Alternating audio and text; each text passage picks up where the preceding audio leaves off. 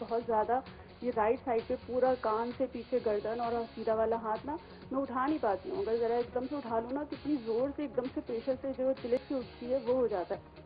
تو یہ میری سمجھ میں نہیں آ رہا ہے کہ ایسا کیوں ہے. جی بہتر میں بھی عرض کر دیتا ہوں. Thank you doctor. Thank you بہت شکریہ کال کرنے کا. جی آپ ایڈینوائڈز یقیناً بڑھ گئے ہوں گے جو کیفیت بتا رہی جی ہیں. میں آپ سے عرض کروں کہ جو لوگ کہتے ہیں نا کہ بچہ سانس لیتا ہے تو سیٹی جیسی آواز آتی ہے, بہت بہت کامن سی بات ہے. میں آپ سے عرض کروں اگر میں آواز نکال رہا ہوں, ہوا نکل رہی ہے تو کوئی اس میں آواز نہیں آ رہی, لیکن اگر میں کوئی آبسٹرکشن ڈال دوں تو آٹومیٹکلی آواز بڑھ جائے گی. تو لہذا ہمارے ایئر پائپ میں اگر کسی بھی قسم کا کوئی آبسٹرکشن ہوگا تو سیٹی کی آواز آئے گی, چاہے چیسٹ اس کا کلیئر ہو, ایکسے اس کا بالکل صاف, لیکن آواز آئے گی. وہ کوئی بہت بڑی بات نہیں ہے. ایڈینوائڈز کو بہتر کرنے کے لیے 2-3 چیزیں عرض کروں. نیم گرم پانی میں نمک ڈال کر ناک میں ڈرپ کریں, یا ناک میں جس طرح وضو کی طرح صاف کرتے ہیں اس طرح بچے سے ناک صاف کروائیں. گرم پانی کے رات کو سوتے وقت غرارے کروائیں. اگر کسی دوا کی ضرورت ہو تو ایک دوا ہے, اس دوا کا نام ہے شربت اعجاز.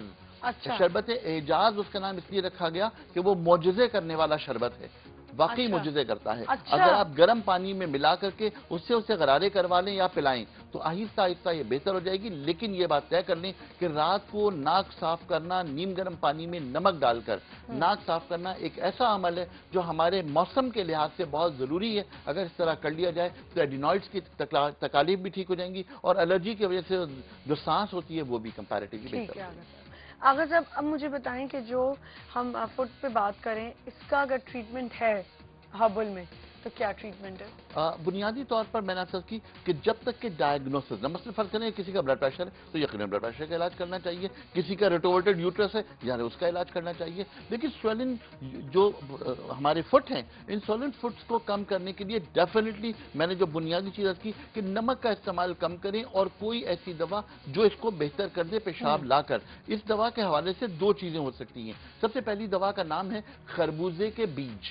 اچھا, خربوزے کے بیجوں کو بالکل باریک پیس کر پانی میں ملا کر یا دودھ میں ملا کر دن میں 2 ٹائم اگر استعمال کیا جائے تو ایک ڈائیورٹک ہمارے جسم میں سبسٹنس چلا جاتا ہے جو گردے کو طاقت دے کر گردے سے پیشاب کو نکال کر جسم میں پانی کو مینٹین کر دیتا ہے.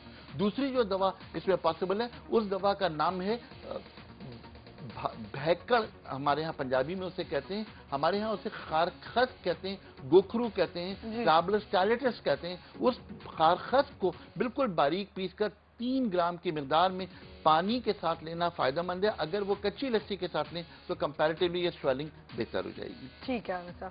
اچھا, یہ کیا ہر ایج گروپ کے لیے یہ ٹریٹمنٹ ہے؟ ڈیفینیٹلی ہر ایج گروپ کے لیے ہے, اس لیے کہ اس میں بیسک ہربل ٹریٹمنٹ ہے, اور یہ تمام چیزیں ان تمام حوالوں کے لیے نہیں ہے. لیکن حوالہ پھر وہی ہے کہ اگر جوڑوں کا درد ہے تو جوڑوں کے درد کا علاج چاہیے, اگر بلڈ پریشر ہے تو بلڈ پریشر کا علاج چاہیے, اگر کوئی اور پرابلم ہے تو اس کا علاج چاہیے, اس کے ساتھ ساتھ علاج چلنا چاہیے. اچھا, اگر صاحب شوگر پیشنٹس کے لیے ضروری ہے کہ شوگر لیول اپنا بالکل ٹھیک رکھیں. ہمارے ہاں پرابلم جو ہے وہ یہ ہے کہ شوگر کے جو پیشنٹس ہیں خاص طور پر اگر وہ انسولین بھی استعمال کر رہے ہیں آمنہ, تو وہ کرتے یہ ہیں کہ شوگر اپنی ٹیسٹ نہیں کرواتے. یہ بات طے کر لیجئے کہ بغیر ٹیسٹ کرائے ڈوزیج کی ایڈجسٹمنٹ دنیا کا کوئی ڈاکٹر نہیں کر سکتا. جب تک کہ آپ اپنا ریکارڈ مینٹین نہیں کریں گے ڈاکٹر مس گائیڈڈ آپ کو ایڈوائز کرے گا, اور وہ آپ کے لیے شدید نقصان دہ ہوتی ہے.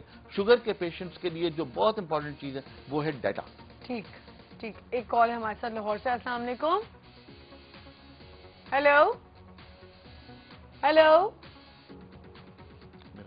ہیلو کال ڈراپ ہو گئی ہے. چلیں.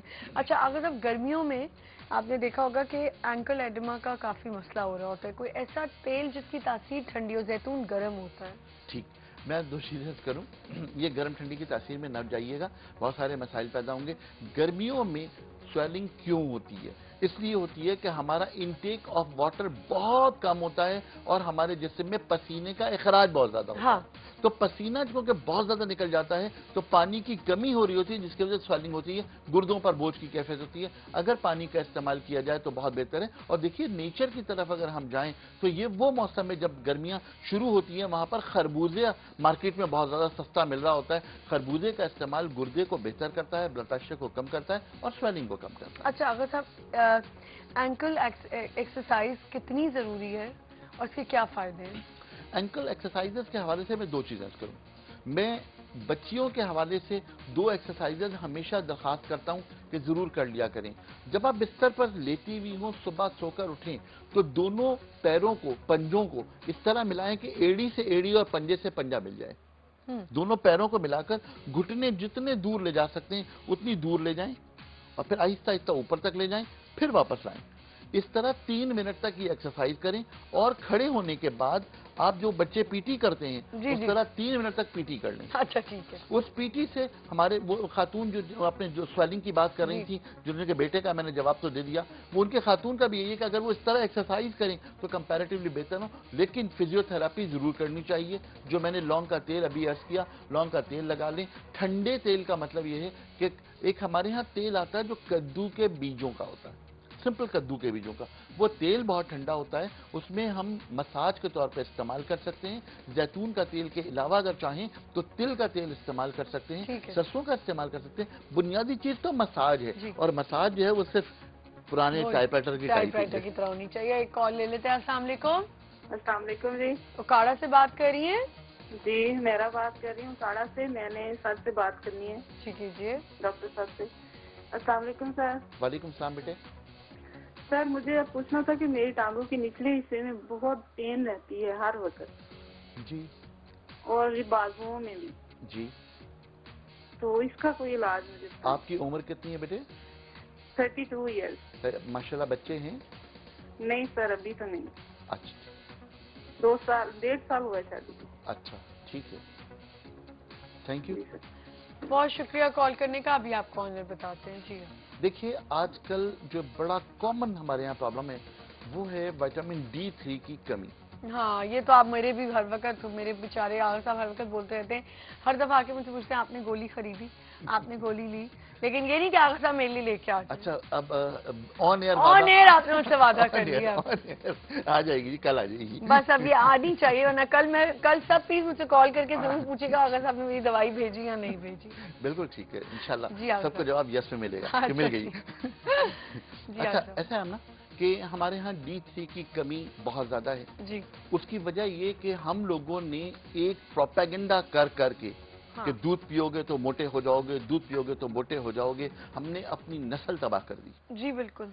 अगर हमारे यहाँ बच्चियां 10 साल से लेकर 21 साल तक रोजाना 1 या 2 ग्लास दूध पिए तो उनके जिस्म में कैल्शियम और विटामिन की कमी कभी नहीं होगी। और WHO की रिकमेंडेशन ये है कि हमारे जिस्म में अगर कैल्शियम का लेवल कंपैरेटिवली बेहतर हो, स्ट्रांग हो, तो बॉडी श्रिंक करती है, हमारे लिगामेंट श्रिंक करते हैं और जिस्म हमेशा स्मार्ट रहता है। अच्छा, दूध की जाती आपके जिस्म की कमी है, दूध की कमी, कैल्शियम की कमी आपके जिस्म में स्वेलिंग बढ़ा देगी।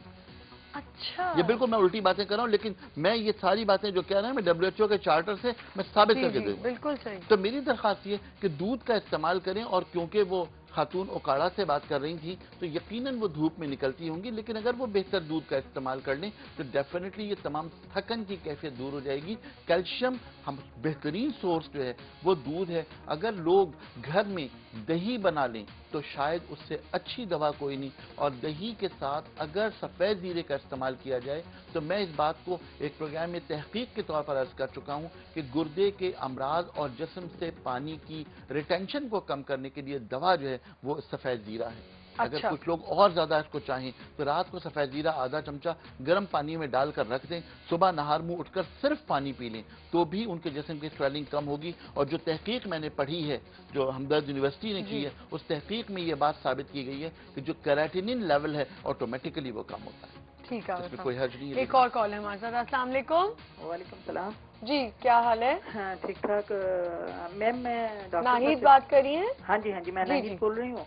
डॉक्टर साहब से मुझे कुछ तकलीफ है, उसके बारे में बात करनी है। कीजिए। जी मैं हाजिर हूं। हाँ जी सर, मुझे 1-1.5 साल से बवासीर की तकलीफ है जी, और वो छोटे छोटे पायल्स हैं उसके साथ जी। और इसकी जब मुझे बड़ा पेशाब आता है तो इसकी वजह से मुझे बहुत तकलीफ होती है और स्वेलिंग हो जाती है। मुझे आप प्लीज डाइट के बारे में बताएं और ये तकलीफ मुझे कैसे, जलन सी होती है फिर उसके बाद। आप कहाँ से बात कर रही हैं? मैं शांगला से बात कर रही हूँ, मालाकंड डिवीजन से। ठीक ठीक ठीक, मैं भी अर्ज करता हूँ। अच्छा जी, थैंक यू, बहुत शुक्रिया कॉल करने का। जी, हमारे यहाँ एक दवा है, उस दवा का नाम है रसौत।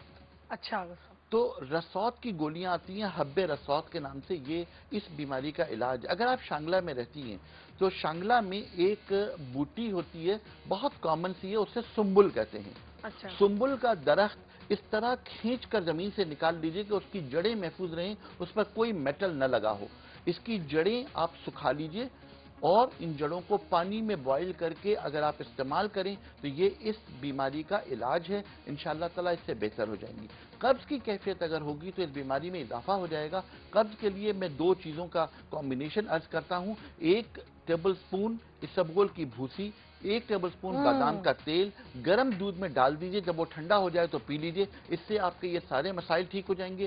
حب رسوت استعمال کیجئے اور جو سمبلو ہے اس کی جڑ پانی میں بوائل کر کے استعمال کیجئے. یہ سمبلو کی جڑ ہمارے ہاں دار ہیلتھ کہلاتی ہے اور یہ بہترین دوا ہے پائلز کے لیے. اس میں ایک چیز کا میں اور اضافہ کروں گا کہ نبی کریم صلی اللہ علیہ وآلہ وسلم کی ایک حدیث ہے، اس میں نبی کریم صلی اللہ علیہ وسلم نے فرمایا کہ جو انجیر کو اپنی زندگی کا ساتھی بنا لے گا اسے قبض ہوگا نہ بواسیر. رات کو سوتے وقت 3 انجیر، کیونکہ ہمارے انجیر آتی ہے اور سوکھی ہوئی ہوتی ہے، فریش نہیں ہوتی، تو سوکھی ہوئی انجیر پانی میں ڈال کر رات کو رکھ دیں، صبح نہار منہ انجیر کھا کر وہی پانی پی لیں اور درود شریف پڑھ لیں. انشاءاللہ تعالیٰ آپ بالکل ٹھیک ہو جائیں گے. جی بالکل. اور سب اور انجیر کا یہ بھی آگا صاحب کہ ایک چیز مجھے اس انجیر کا یہ ہے کہ آپ کا ویٹ بڑھ جاتا ہے انجیر سے، یا آپ کو گرم بہت ہوتی ہے انجیر تو آگا صاحب دانے منہ پہ ہو جائیں؟ میں آپ سے کروں کہ میں نے 3 دانے خاص طور پر اسی لیے کہے کہ 3 دانے جب آپ پانی میں ڈالیں گے تو اس کی تاثیر بدل جائے گی، وہ گرم نہیں رہے گی. اچھا. پہلی بات. دوسری بات یہ کہ جب وہ آپ کے جسم پر اثر کرے گی تو ایز دا فائبر اثر کرے گی. نو ڈاؤٹ کہ اس ایک انجیر میں تقریباً 27 کیلریز ہوتی ہیں. اگر آپ 3 انجیر لے رہے ہیں تو اس کا مطلب آپ نے 81 کیلریز حاصل کی. تو وہ 81 کیلریز کو آپ اپنی کیلکولیشن میں لے جی. جی بالکل آگا صاحب. ہم لوگ تو کہتے ہیں 1000 کیلری روزانہ لینی، اوکے آپ 1000 لیں. ٹھیک. تو اس طرح کیلری کیلکولیشن میں آ جائے گی، کوئی مسئلہ. تھینک یو سو مچ آغا صاحب. انشاءاللہ نیکسٹ ویک ملاقات ہوگی. آج ہمارے 4th سولن پہ ہم بات کر رہے تھے لیکن تھوڑا سا رہ گیا، وہ اگلے ویک بھی ہم کر سکتے ہیں اس کو کنٹینیو. تو تھینک یو سو مچ آغا صاحب. ایک چھوٹا سا بریک لیتے ہیں. بریک کے بعد ہمارا سیگمنٹ ہوگا انداز اپنا اپنا، اور جیسے میں نے آپ کو بتایا کہ میرے ساتھ ہوں گے عمر سعید اور ندا ازور، اور ایک اور بہت انٹرسٹنگ سی سب کی بہت فیوریٹ ماڈل، ویری ٹیلنٹڈ، وہ بھی ہمارے ساتھ ہوں گی لیکن میں ابھی نہیں ان کا نام بتانے والی ہوں. جب وہ آئیں گی تب میں آپ کو خود ہی سرپرائز دوں گی. ایک چھوٹا سا بریک لیتے ہیں. We'll be right back.